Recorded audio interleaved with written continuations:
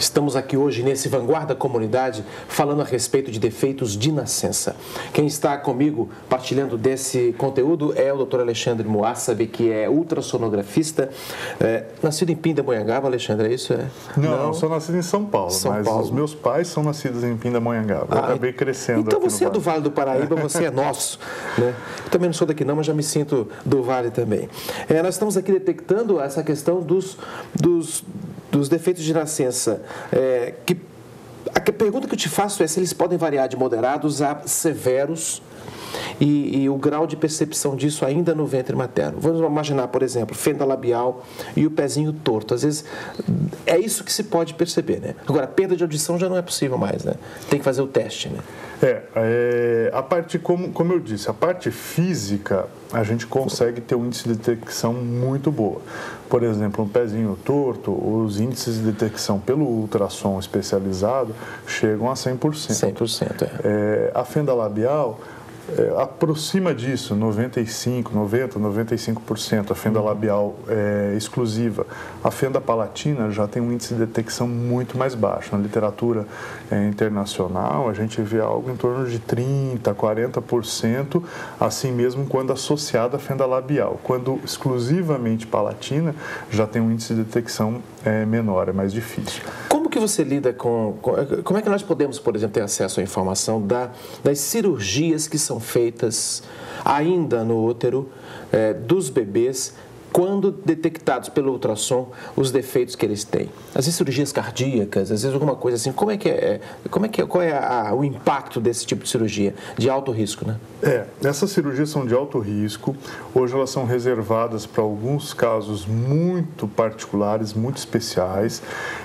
Eu acho que a gente tem que tomar um pouco de cuidado quando passa isso para a população em geral, como se a gente pudesse tratar cirurgicamente a maioria dos defeitos que o bebê tem intraútero. Na verdade, isso não é realidade, né? Hoje você tem alguns poucos casos que são submetidos a essas cirurgias intraútero. Por exemplo, quais seriam?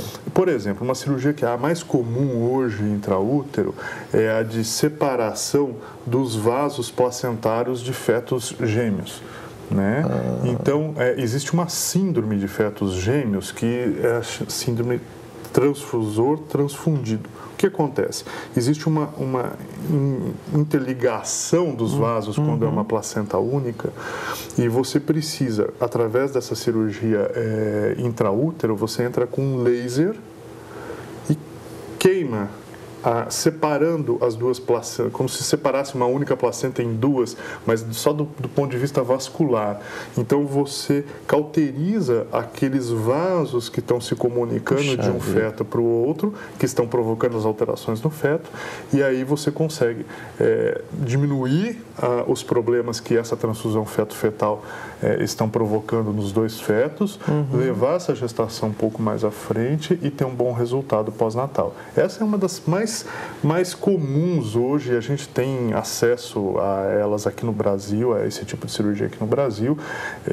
Um centro muito grande também dessa cirurgia é lá da Fetal Medicine Foundation de Londres, que também recebe pessoas do mundo inteiro por ser uma fundação e sem custo. As pessoas vão lá, fazem a cirurgia e não tem custo para eles. Alguns pais, inclusive, que detectam que os filhos têm problema de fenda labial, gostariam de fazer a intervenção ainda no útero.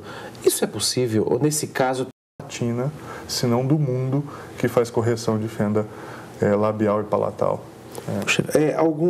Alguns defeitos de nascença comuns são os do tubo neural, que corre na espinha e no cérebro. Como é que é isso? Dentro das malformações físicas, né, a gente tem algumas que são as mais frequentes e mais detectáveis.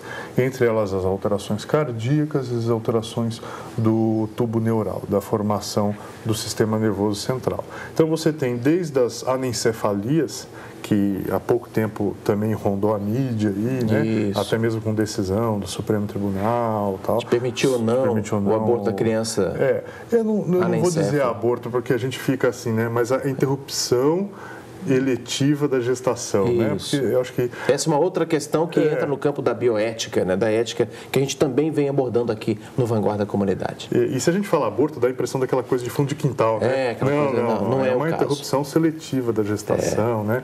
Mas andou na mídia, então isso é um defeito do tubo neural. A anencefalia é um problema de fechamento do tubo neural e que ocorreu na parte do cérebro, e o cérebro fica exposto ao líquido amniótico.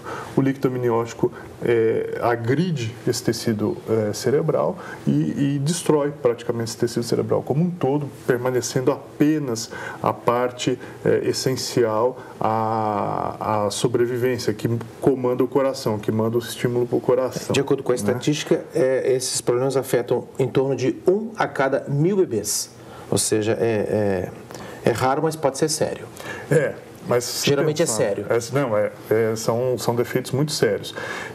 Na população em geral, a gente espera um índice de alterações físicas de feto que variam de 2% a 3%, isso na literatura mundial. Né? Agora, voltando ao tubo neural, isso é a consequência do não fechamento na parte do cérebro. Você tem um não fechamento na parte da espinha, que é a espinha bífida, ou a meningomielocele, né? Esse é um caso, hoje, que a cirurgia intraútero tem avançado bastante. Apesar de serem casos que precisam ser separados com cuidado para ir para essa cirurgia, mas aqueles que vão... A princípio, parece que existe algum ganho na vida posterior dessas crianças quando realizada a cirurgia intraútero.